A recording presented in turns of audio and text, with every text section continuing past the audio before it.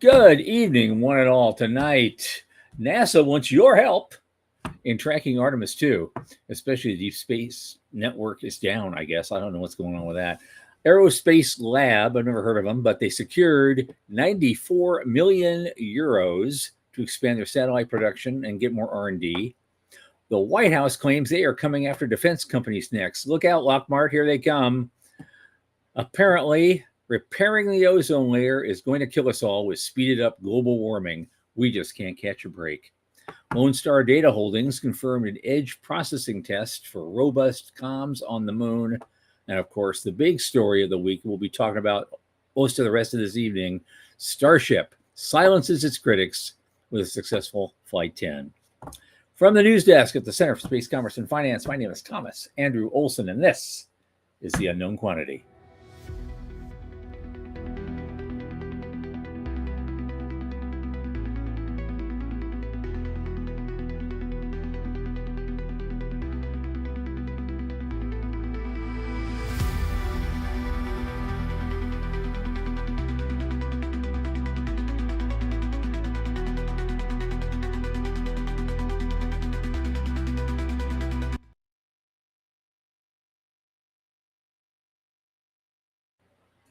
And of course, as you know, this program is brought to you by the Center for Space Commerce and Finance. Now, what is the Center, you may ask?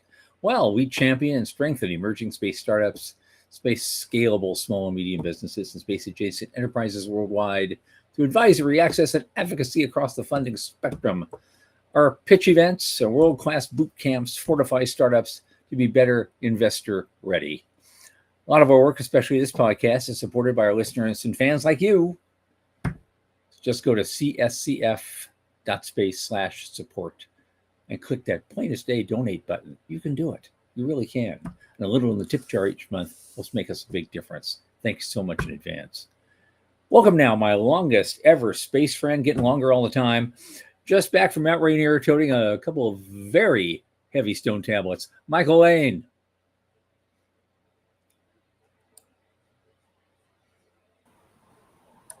Hey, what's going on? Okay, well, I got the stone tablets right here. It's a whole you list. got them here. You got the 10 Commandments of Space, Business, and Finance right there. It's a whole bunch of do's, not a whole bunch of don'ts. Right? Yep. That's what we're good for. I have really gotten the kick out of it. You've started this about a month ago, having some fun, clever, pithy introduction for me, and I've really enjoyed that. It's clever and fun, so nice. I like it. As the head of one of the 4 big space cults, credit where credit is due, man. Right, I mean, it's all out of love. It's a lot of love. Thank you, I appreciate it. It was kind of an interesting week this week, right? So what's going on? Well, I know. Well, we're going to be talking about this most of the night, and but we're going to we got some news items, but then the rest of the night we're going to talk about nothing else but what happened 2 days ago. And gotcha. So I think our fans would expect no less from us, and we hope not to disappoint. Anyway, let's start out. Well, as I said pithily in the beginning, there's a report on Space Daily the other day that says NASA is seeking volunteers to help track the Artemis 2 space mission. Now, the real idea of all this is, of course, they want to start having alternative methodologies to their tracking networks, and they want to actually kind of democratize it a little bit and see what the private sector can come up with. Mm-hmm. Which is all fair for them, but I have to think it's kind of a big policy change for the last 5 decades, because they're the ones that built the deep space network going all the way back to Apollo, and they've been hammering on it and monopolizing it ever since. And it costs a crap ton of money to get on that and use it for anything. If you're a private sector company or even somebody else's government who like to use it for a little bit, they've charged hefty fees for that. Yeah. And so to turn around and say, you know what, there's all sorts of other stuff going on in the private sector with all sorts of new communications tools, and maybe we should also give those a shot and see what they come up with. Yeah. That's which is kind of actually kind of cool, you know. I kind of like it. I kind of like it. The I can't remember what the acronym SCAN stands for, but it's a pretty big deal trying to figure out how to do interoperability and communications at the NASA level. I have a terrific ex-girlfriend that used to work there, and so I'm probably in trouble for not knowing what that stands for. But yeah, they've been working really hard to kind of bridge. It's a system that has kind of reached capacity, and now they're trying to figure out what's next for it. And that interoperability component is really key. I was frankly surprised to see that they're reaching out to the general public to have connections to it. So I thought that was kind of neat, actually. I'm not really sure. And we do have something coming up, probably our last one before we go to SpaceX, which is about an edge processing test on a lunar mission. We'll get to that in a minute. It probably ties into some of this, actually, Probably, in a weird way. It's something called DTN.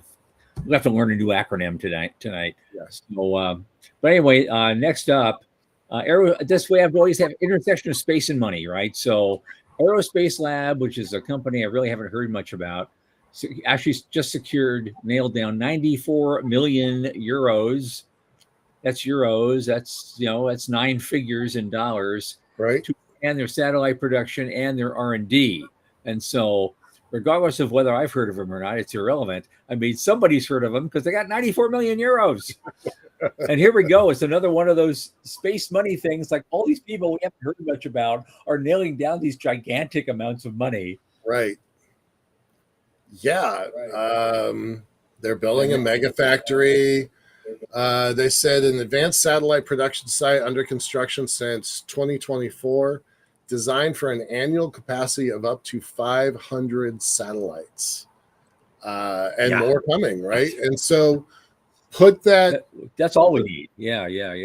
Well, but put that, so they're not really clear about what these satellites are necessarily going to do. It's not for a single constellation.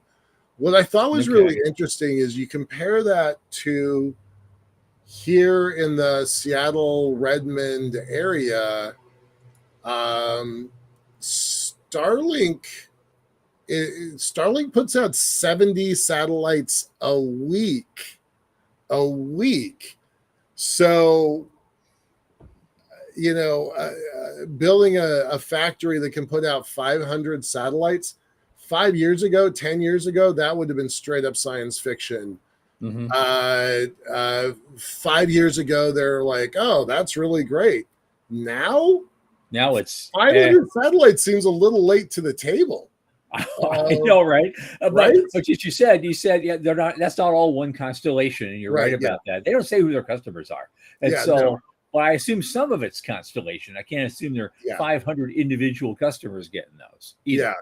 On the other side. So, it's a further example of just how big this industry is becoming.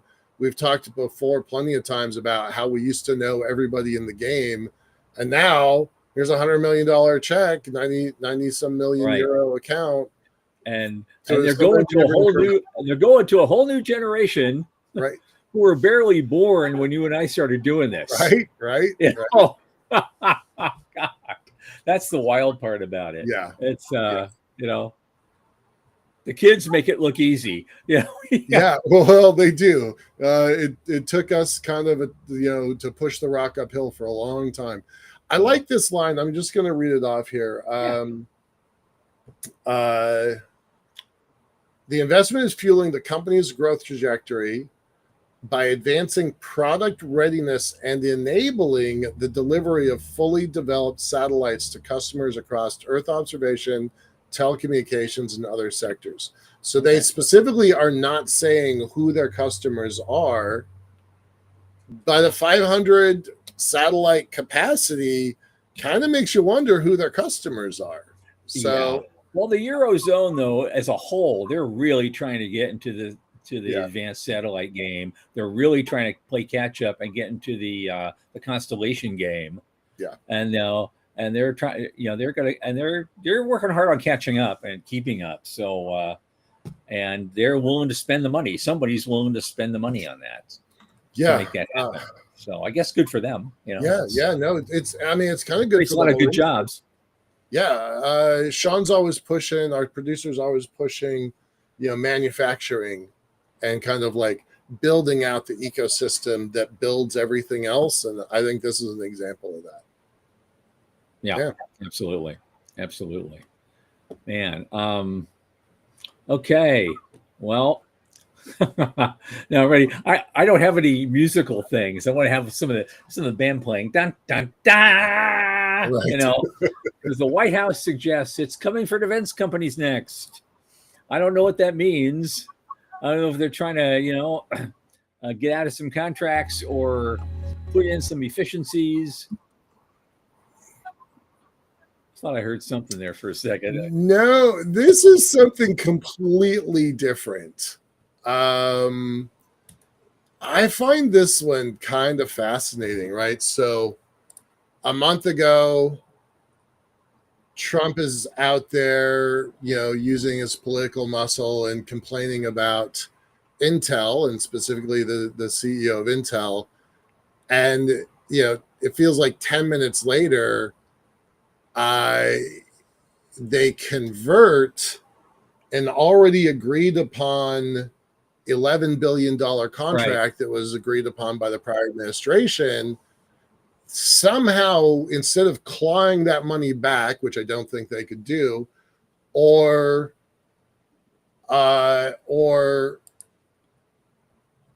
some other weird mechanism, what they did is they converted a contract that had already been agreed upon and approved and was already in process. They converted that to a 10% equity in Intel. Yeah. Everybody is freaking out. This is an interesting kind of thing, because never before have we seen all of a sudden, the federal government officially wanted to take a stake in a private sector company. Now, right, everybody's freaking out over it, but here's the irony: they didn't freak out when Nancy Pelosi was investing in stuff before the legislation regulating it was passed. They didn't freak out over that. They didn't freak out on the entire Congress being able to do insider trading legally for decades. Also, but all of a sudden, the administration wants to buy a piece of something, all hell breaks loose. Also, not the same thing at all. Those are problems. I grant you, those are problems. This is a different kind of thing. So they're saying very bluntly, if Lockheed Martin's revenues are 97% dedicated to the United States government, fulfilling U.S. government contracts, maybe they're a branch of the U.S. government. Maybe they're not a private company, right? And maybe we should take a stake in them. And that is a form of mercantilism. That is a form of mercantilism. That's not market economy at all. It is exactly right. From a completely different point of view, I see your point, but it's I mean, it's weird. It's I don't know if it's healthy. No, I don't think that it is. I think one of the things that makes America actually great is the diversity of our industrial base. Mm-hmm. I think nationalizing companies, even 10%, like that changes the metrics for Intel. It changes the metrics for if you're an owner of Lockheed Martin. It also, why would you give XYZ new company a contract if the government already has a 10% stake in Intel? Why would you give XYZ new space company when the government that raises an interesting conundrum, because Intel is still a private company and most of their stuff is sold in the private sector. They provide microchips for billions of computers. They're market dominated computers all over the world. Owning a stake in that if it wasn't the government. I'd say if you had a 10%, if I wish I had 10% stake in Intel, God, I'd be rolling in it. That would be great. Right. But then when you look at Lockheed Martin, and you brought this up, if 97% of their revenue comes from government contracts, they're kind of a nationalized company already. So, Trump's just being more honest about it and say, well, we're going to own, 10% of the stock too. Might as well. So it becomes a vicious circle. It's like the self-licking ice cream cone. Ice cream, the self-licking ice cream, straight out of General Pete Warden. Yep. So it does seem pretty weird. It's not business as usual. No. I actually think the United States should have had a sovereign wealth fund a long time ago. And this does kind of like veer us sovereign wealth fund adjacent. Yeah. But Lutnick specifically is saying it's not a sovereign wealth fund, but it looks like a sovereign wealth fund. It kind of acts like it. It quacks like a sovereign wealth fund. Yeah. What's that? Say again. Quacks Sorry. like a sovereign wealth fund. It walks I didn't like hear a you say sovereign that wealth again. fund. Yeah, it quacks like a sovereign wealth fund, right? And I have thought the U.S. should have a sovereign wealth fund for a long time.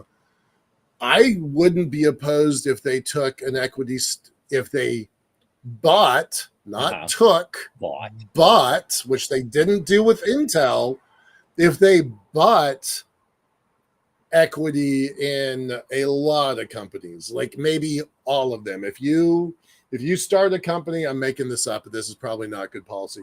If you start a company in America, you've got to reserve 5% of it for the government to buy. I'm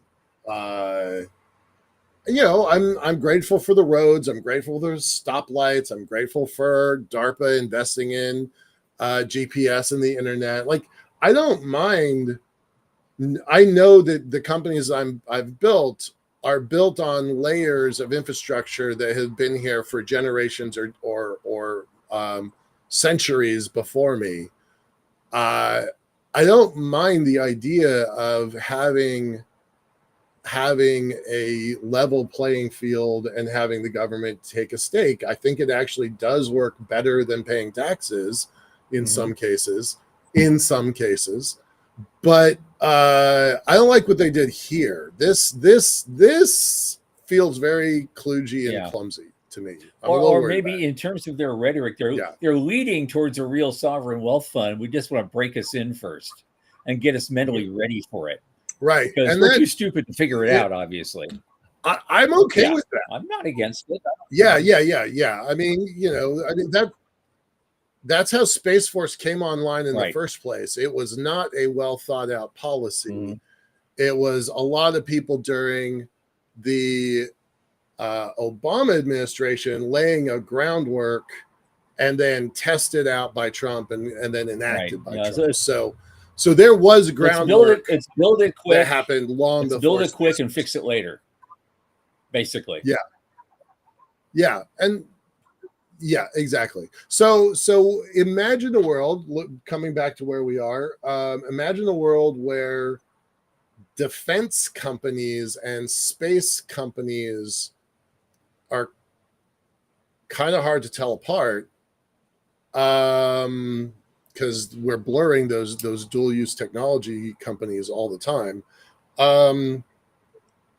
Does this put the space sector in the government's crosshairs? Is the space sector going to be a partner with the U.S. government? I mean, that's a good question, because in the article itself, they even say, well, we do a lot of business with Palantir. Maybe we should own a piece of it. We do a lot of business with these other companies. Maybe we should own a piece of them too, and continue the self-licking ice cream cone. So it makes perfect sense. Hey, if all of a sudden SpaceX is doing really, really well and Starship is doing really, really well, we're going to talk about that at length here soon. Wouldn't they want a piece of that too? Yeah. It's interesting. I don't love how this was rolled out, but I don't totally hate the idea. Yeah, Sean is in Yeah. there in the background saying, eminent domain, picking winners. It shakes the whole market. Yeah, I do. Maybe I'd like this to have a little more guardrails on it. Maybe I would, yeah. Joe Luttrell, it looks like a duck and it quacks like a duck. I'm doing. And I'm just going to bring up Joe's comment. I have a small satellite company that would sell shares to the government. Yep. Okay. Exactly. Okay. Yeah. I have the problem is, I have a lunar elevator company. Said, it's kind of like government picking a winner. The different thing in this, and everybody else buying shares in Joe's company, they're private sector actors or Wall Street guys who are traders and know what they're doing. When you get the government into position to buy shares and pick winners, you're also doing that on behalf of the American taxpayer, who may or may not have something to say about that. You and I have opinions, but what about the other 150 million who pay taxes every year through their and work through their representatives in Congress, supposedly? What do they think about that? Well, and what does the new lobbying budget look like? God. If I didn't do the math of what does 9.9% of Intel turn into in dollars, but all of the shareholders at Intel that day got a 10% cut in the value of their of their stock. That is a dilution. Right? I don't know what it is. Right. So I just think it's going to be interesting how this plays out. There'll be some roaring and screaming somewhere. Not everybody's picked up on this story yet. So, no, I haven't. I mean, because I'm a news junkie, I saw it, but no, this is not the thing that's getting a lot of attention. Yeah, kind of wish it would. Just a little more. But, this stuff. We're talking about mass men rounding up people and sending them back to where they came from. But no, that's a big deal. Everybody's going nuts. But hey, your government has started a pseudo sovereign wealth fund and is in the business of picking winners. And then, maybe that's vaguely important, as I like to say. Right. Because the last time the government tried to pick a winner, it was Solyndra. $500 million down the tube. Right. That's what that's the other side of it. Right. That's funny. That's a great example. I don't want that to be the kiss of death for Intel, by the way. I would not. So I just looked it up while we're talking. Intel's market cap is $107 billion. So and I guess that's kind of how they evaluate. Okay, we got an $11 billion grant, therefore we want 10% of the company. That's kind of in the right general range. It is. Still, it's only 100. I say it in a pithy way, but I mean it. It's a $117 billion company. Well, Microsoft is 3.6 trillion. Apple is really close to that. I mean, we have companies like Intel used to own the world. If they had $117 billion market cap, it's like they don't even make the top 20 list anymore. Not anymore. Anyway, I just thought it was pretty interesting. I do think it's breadcrumbs that lead somewhere in our industry. I think it's too soon to tell how it's going to impact us, but I think it's going to impact us. It will. Okay. Yeah. Now this one's a little bit pithy because I just find you can't. This is one of those under the rubric you can't win for losing. And it's a thing where the ozone hole, after all these decades of worrying about the ozone holes, and we've worked hard and we've done policies, we've prevented chlorofluorocarbons from getting into the atmosphere, and the ozone hole is healing itself. Well, guess what? Very effective. You policies. Can't win because now the ozone's healed, our global warming is going to accelerate, and we're all going to die. We're going to turn into Venus, in about 6 years, and and we're all going to die. But at least we got to keep our ozone till the end. Right. I'm sorry to right. laugh at this, but at God, least we did sometimes that. the environmental guys just really go off the deep end. And it's like, come on. But there it is. Oh yeah. I remember all the changes they were making at the end of the 70s, early 80s. Aerosol cans were changing and carbonation processes were changing. And it was like, and we didn't even barely understand. Well, I was there. Good job, I was guys. a grown It ass worked. man when that was happening. Yeah. So I remember that very well. Yeah. So congrats, it worked. Wasn't really expecting this problem, but I'm by the way not advocating that we bring back CFCs. No one is. Other chemicals. I'm not given how government that. policies generally turn out so bad in the end, this is one of the good ones that actually worked. And don't get me started on DDT, Sean. Just do not get me started on that. We could have eliminated malarial mosquitoes in Africa, decades ago, and they banned it, and we still have malaria mosquitoes. So don't get me going. We'll just not go in there. Yep. And Joe Latrell right. We're either going to freeze, fry, or bake. Not much of a choice. I'll choose freeze because our default condition for the last 6 million years is actually ice age. So I expect that to come sooner or later. Any little warming we get in the meantime to kind of stave off that day might be okay. Because we're usually ice age for 100,000 years and warming for 12 to 15. And we're getting near the end of it. Yep. All right. What do we got? Solar system. Yeah, this is the one. It's close to the NASA thing. Yeah. Looking, these guys, they did a test. I mean, this thing landed on the moon, back in February, and they finally did their test of this new technology. Yeah. And I'm going to have to learn this again. This thing.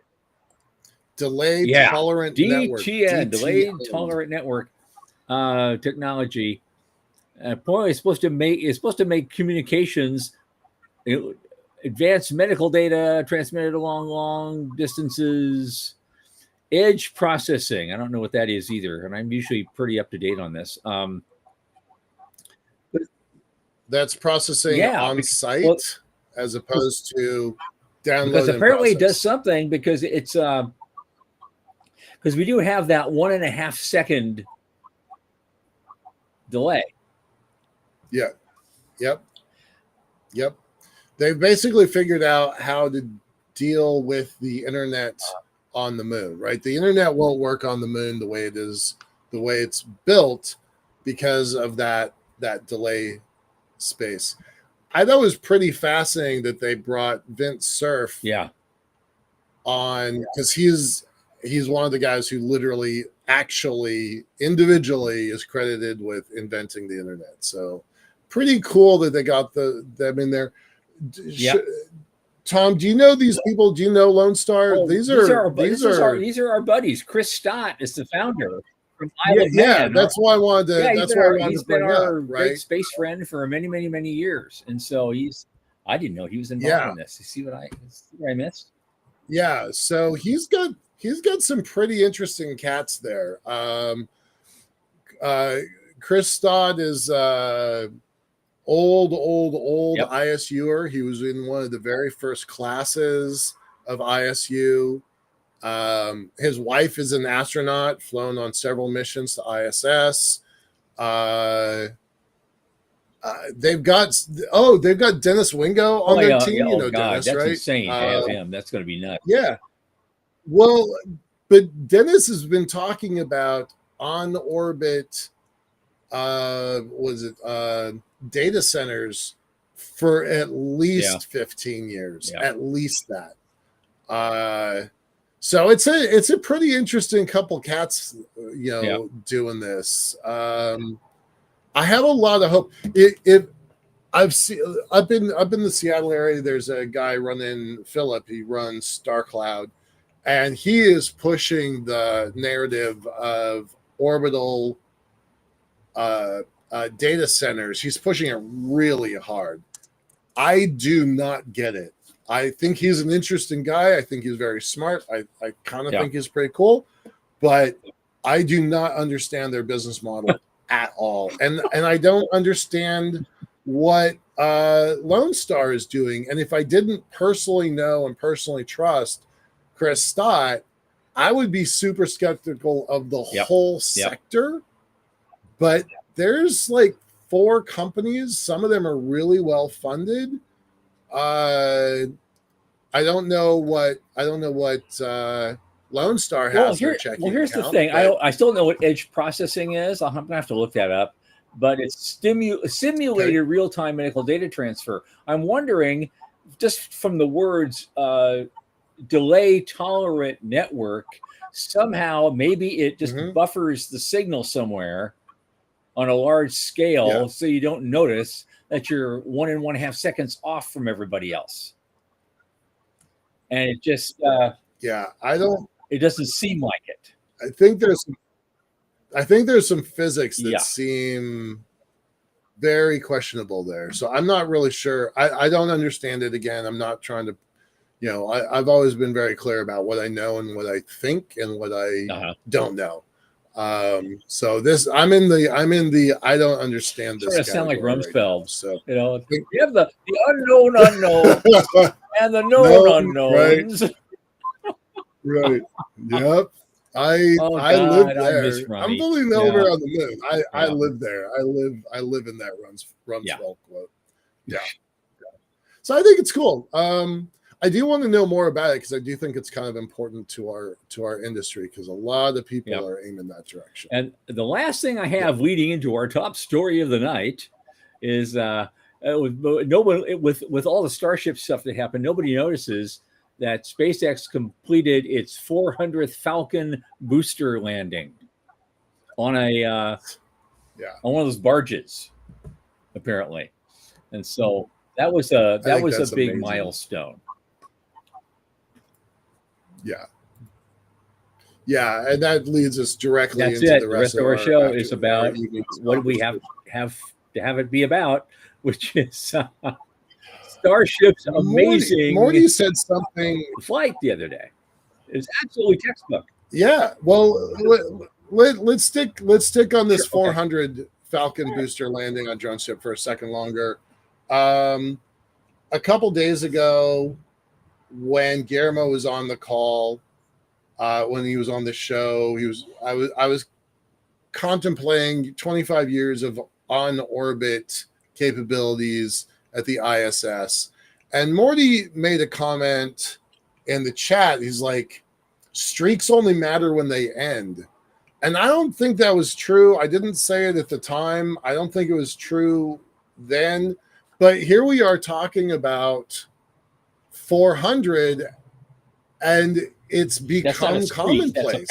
It's become commonplace. Right. Yeah.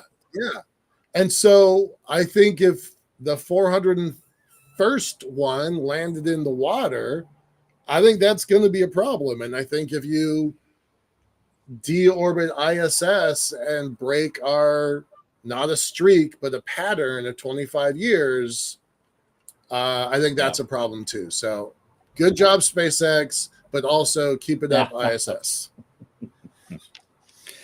So I ended up watching that entire flight from beginning to end, and I was just so happy. I was just so amazed. I thought, I mean, the launch was great. I didn't like the fact that the thing didn't come back and get picked up by the chopsticks. But I assumed it's because they were using every last erg of energy they could to get that thing up into the sky, the payload. Right. That they didn't want to risk, wasting any fuel bringing it all the way back. They just kept going along that arc and just let it go in the ocean. I don't know if it can be recovered or not. Probably not. No. Saltwater's bad for rocket engines. But the cameras worked all the way up and all the way down on both of those devices. God. And that was the funnest part for me. all the way down, especially you're seeing they keep transferring back and forth, to here are the fins, here's the inside of the rocket nozzle, here's this other fin. Oh, look, there's another fin over here. Look, there's the Indian Ocean. Yeah. And now we're flattening out, and now we're going to turn up, and then then there's a buoy happens to be right there with a camera on it, seeing the thing come down. They said there was a buoy, and then they didn't say, oh, of course we're going to land right next to it. Of course we are. Right. Are you kidding? Because we've got precision landing down to a science, right? We have 400 examples of landing on a barge that's this big by this big, and we always land on the X, right? So of course they're going to. If we survive the flip, we're landing in the right spot. Right. That was the big issue. They're going to survive coming back in and keep control. But but all the other flights that were plagued with control and attitude control problems, not this one. They had full charge of that thing from beginning to end. Yeah, absolutely. Total control every step of the way. That's what it looked like from the outside. This thing, I confess I did not see it live. I was pretty upset about that because remember, I had scrambled to come back on Sunday. I blew my mom off because she's doing fine. I blew my mom off and scrambled to get back here on Sunday, scrubbed. Then we had our show, and it was going to launch at exactly the same moment as our show. So that looks really cool. I was prepared to do that, and I had on my screen, you had on your screen. Cool. The next day, nope. It actually slipped my mind. I didn't have an alarm set. I didn't have anything. I'm really upset. Well, for my case, I have to be honest about it. I saw half of it live. I forgot. I was doing a bunch of other stuff. I was really working on some other things, going to on that project that we're talking about. And so I realized it's like 8:00. They probably launched 20 some odd minutes ago. Oh, shit. So I'm going over there. I get on there, and it's already up there, and it's peaking out at about 150 kilometers up there. They have full control over it. And I'm watching also. I calmed down. I saw the cameras. I saw it all the way live thing. I couldn't see a replay of the launch because everyone was streaming it live. Everyone and their mother on every YouTube channel was streaming this live. So you weren't going to see a replay until it was all completely over. And about 20 minutes after it was all completely over, I could go back to the SpaceX website and see the whole thing in instant replay. And so then I saw the first half up to that point. Like, I'm here. So I saw it in reverse order, 2 broken pieces, but it's like I say, I saw the whole thing. Brilliant. I wish I had seen it live. You and I have been there for some of the key moments with SpaceX, live, their early dockings and stuff like that. And it's just, I'm disappointed I didn't catch it live, but still pretty cool on replay. My God, the cameras and the camera work and those engines lighting off and that view kind of underneath the engines. I mean, that's straight up science fiction stuff, right? That's the stuff we've been dreaming about for 2 generations now. Absolutely. So, pretty neat. Yeah.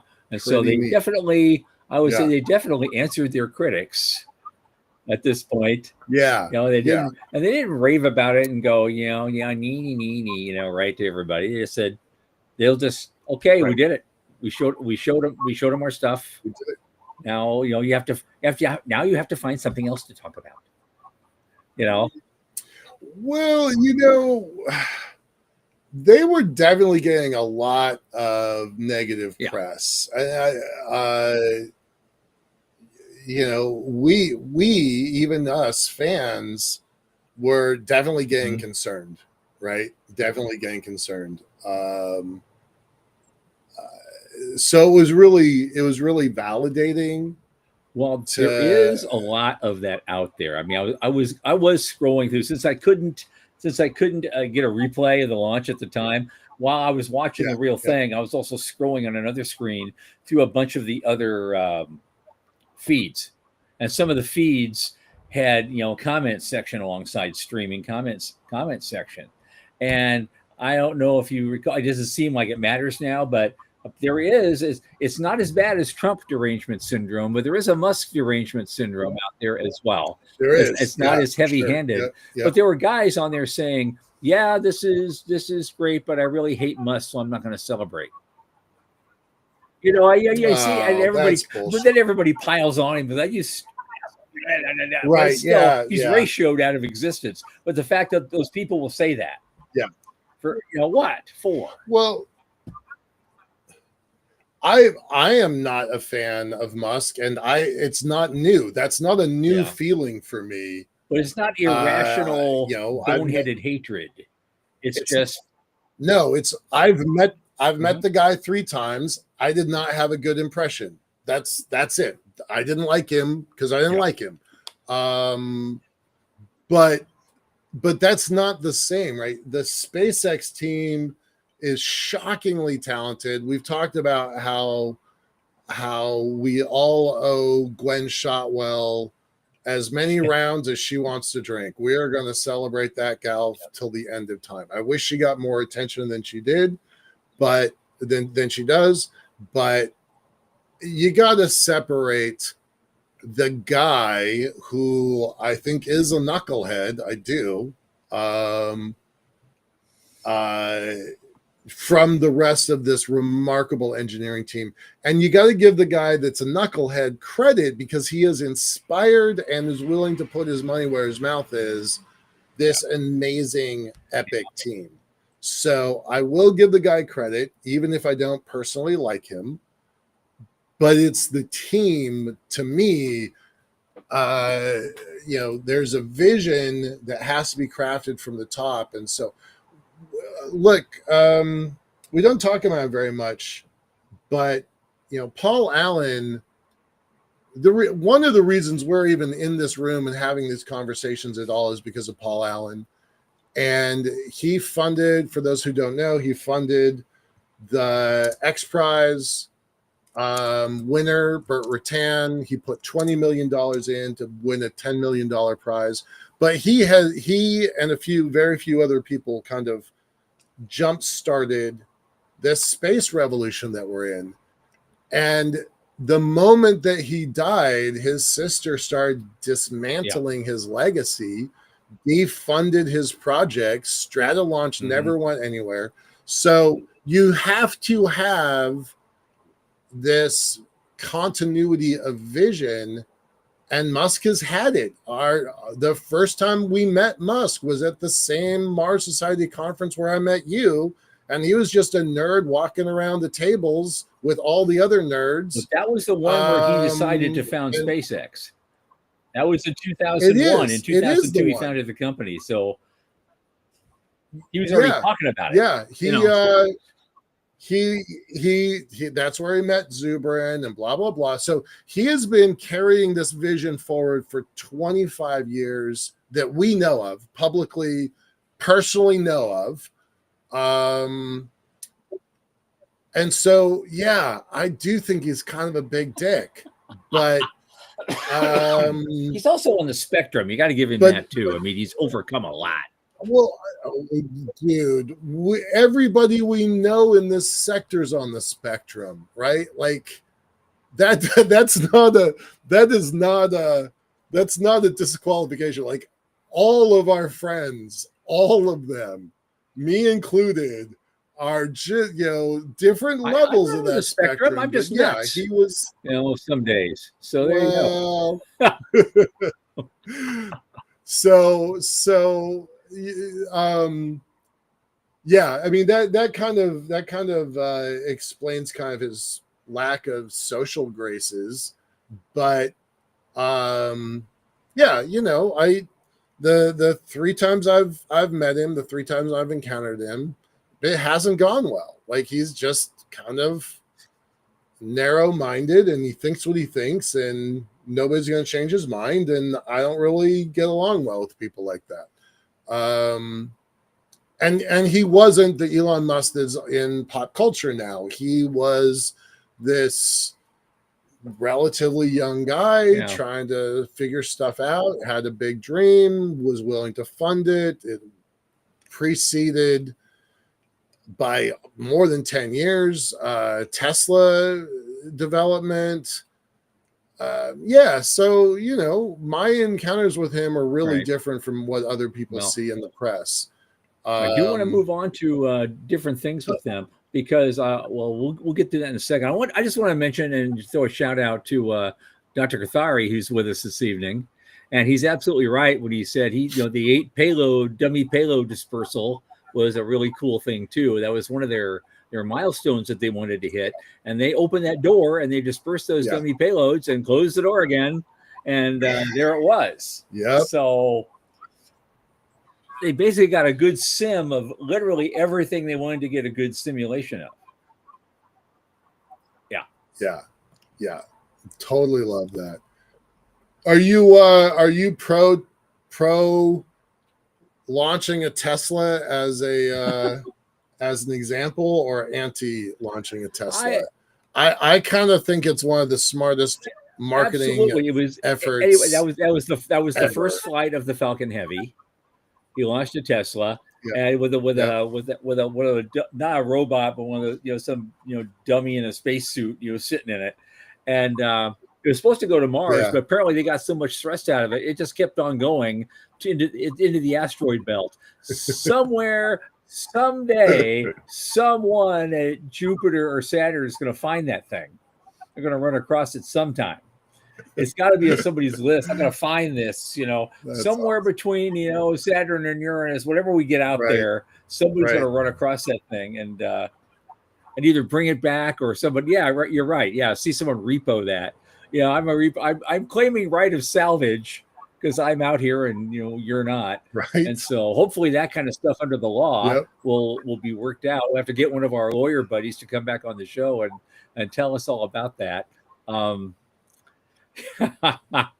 That is very funny. But the last link in this chain of links that we have here is someone did write something on so what's next after this, and they were talking about Mars stuff. I was really interested in that one.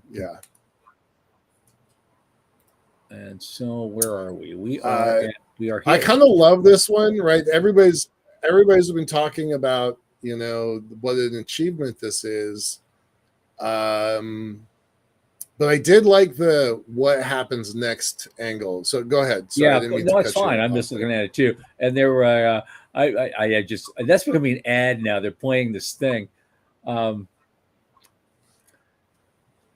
But they have these, two big elements. This is version 2, and they say the successors are going to be even bigger.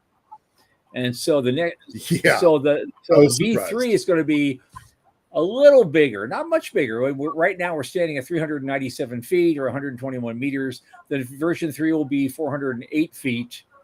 And then they have a variant. He just calls it Future Starship, which will tower at a whopping 466 feet.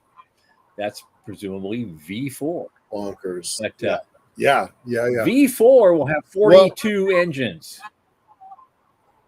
That's so crazy. Yeah.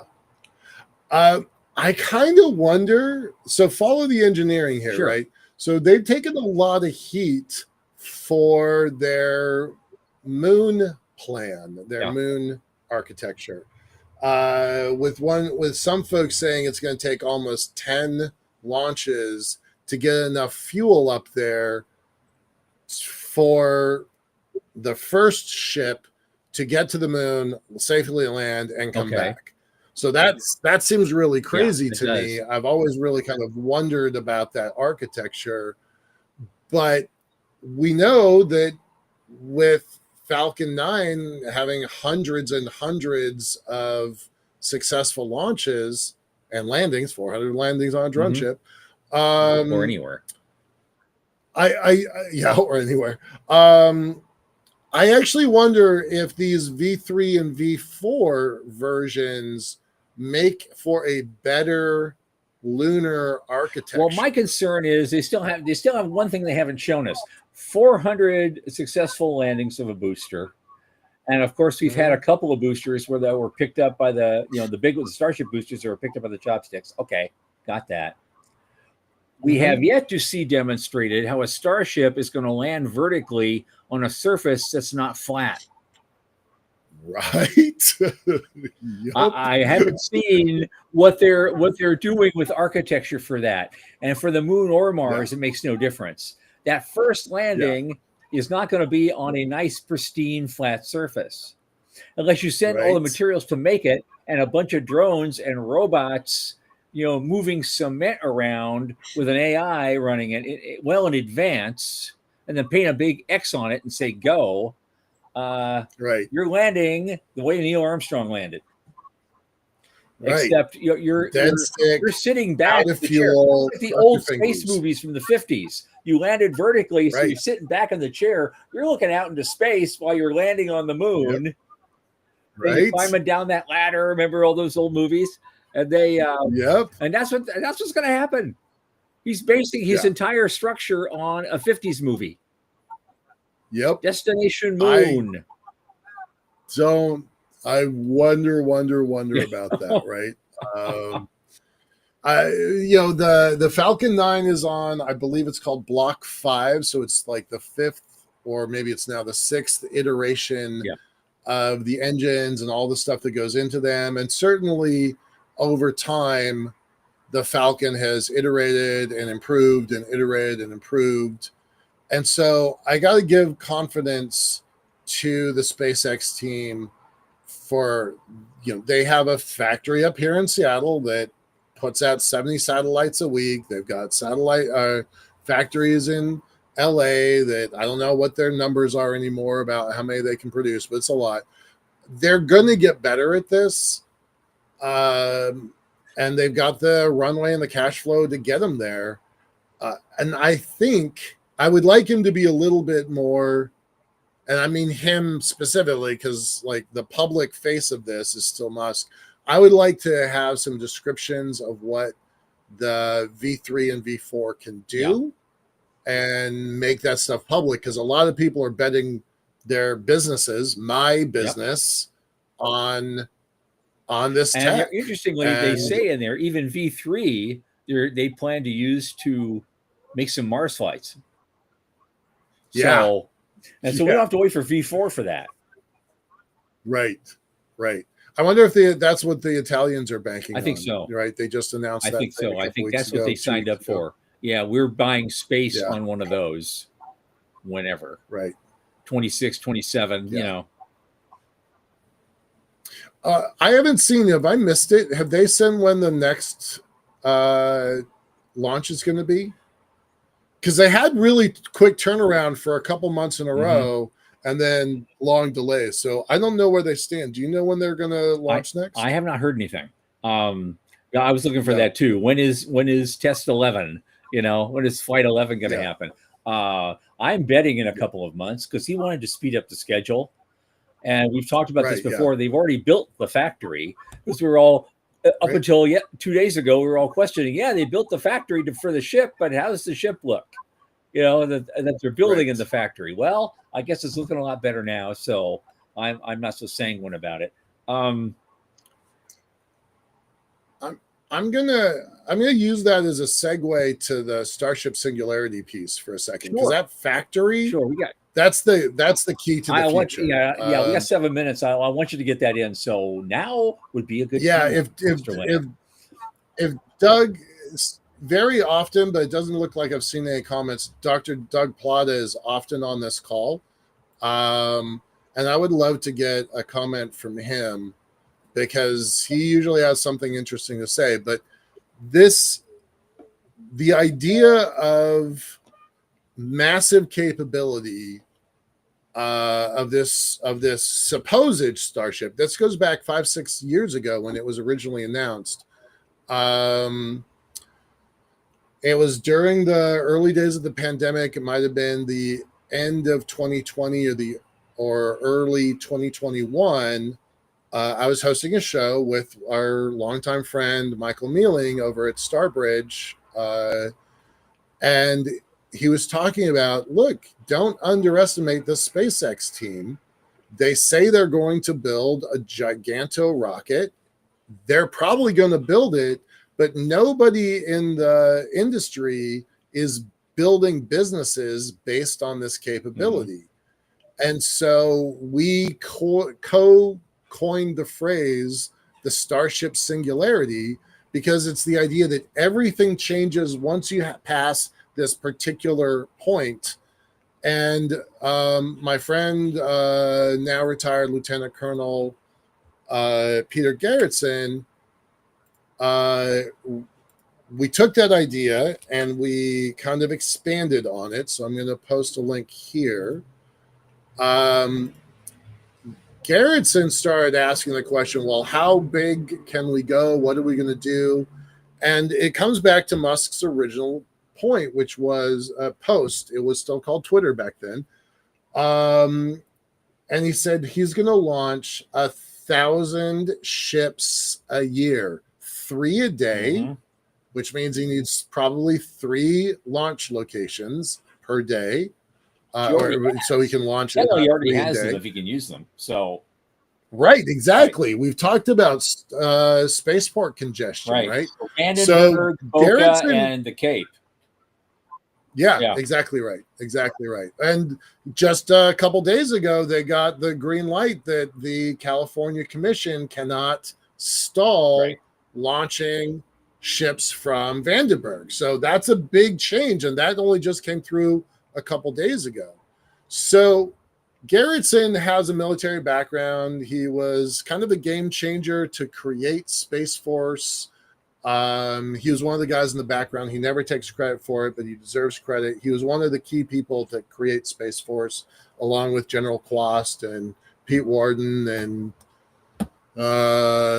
Michael Smith, Colonel Smith, right? All of those guys, they were all pushed that. But so he comes from that background, and he created this paper. I'll share the paper in a moment, called the Starship Singularity. And he digs into this thing in a lot of detail about what it can do, what its potential is. And this document's old. This is 2023, but he wrote it before that even. He talks about how the curve of sending cost, the cost curve of sending mass to orbit is dropping. It's going to drop even more. What does the fairing look like? What can we do? And this, right? He's making comparisons that we're going to send the equivalent of an aircraft carrier to orbit. And when I was doing some of this preparatory work, I'm like, okay, we looked at the mass of the International Space Station and compared it to how much capacity this rocket is going to have. And it turns out you could build the space station, the entirety of the space station, in about a weekend, in about 2 days, and have spare capacity left over.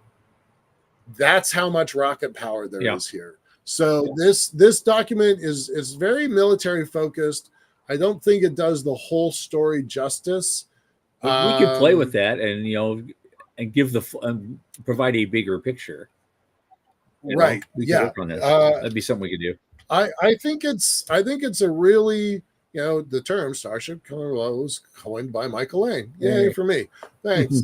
But I think this is an idea that could be really fleshed out. I had imagined a book on the topic, and then just go out to some of the thought leaders that we already have on our show and others, and bring them in and just write up, continue the story. Now, of course, originally the original plan for this was 1,000 starships a year, but they're also supposed to have like 100 people in each one, and that's there's getting a lot of pushback argument from the space sustainability people. Can you sustain 100 people in that thing for 6 months? And it's more likely it's going to be 20, and so that could be an issue. So that's I'll take 20. I'll take 20 as well. I'll take 20. That's it's going to take longer to get to 1 million. Right? You know, it's Right. Yeah. if you're Yeah. lucky. But yeah, I mean it is a self-contained space station. I think that's what yep, Vast is looking to do, is absolutely. just have a system built there. Hey, if Morty's still watching, definitely read that PowerPoint, Yep. buddy. I want you specifically to read Okay. that. It's interesting. It's not PowerPoint, sorry, PDF. Yep. Unfortunately, Michael, we have to bring this to a close because Yeah. my producer is yelling at me. It's time. And I have a very, very short PSA, and then I'll do my final comment. As you know, the end of next month in Sydney, the center is co-hosting an elevator pitch competition along with Space Generation Advisory Council. And I've got that link again. If you are planning on attending Sydney for any reason, you're going to be in the area or already live in the area and you're watching the show, and you have something that you want to pitch for 3 minutes and maybe get $1,000, the application is available, and until September 8th or so, we're going to be taking applications. So get your application in. And there it is. And also on top of that, our guest on Monday will be Bernd Weiss, BRND. It's not short for Bernard. It's Bernd Weiss, who's an acknowledged expert in reindustrialization, tech management, and advanced manufacturing, and a senior advisor for space and defense manufacturing at AstroMerge. So I imagine we're going to be talking a lot about space industrialization and how to make it better and faster and more productive. And so on that, Awesome. For Sean Key and Michael Lane, this is Thomas Andrew Olson. Keep watching the skies.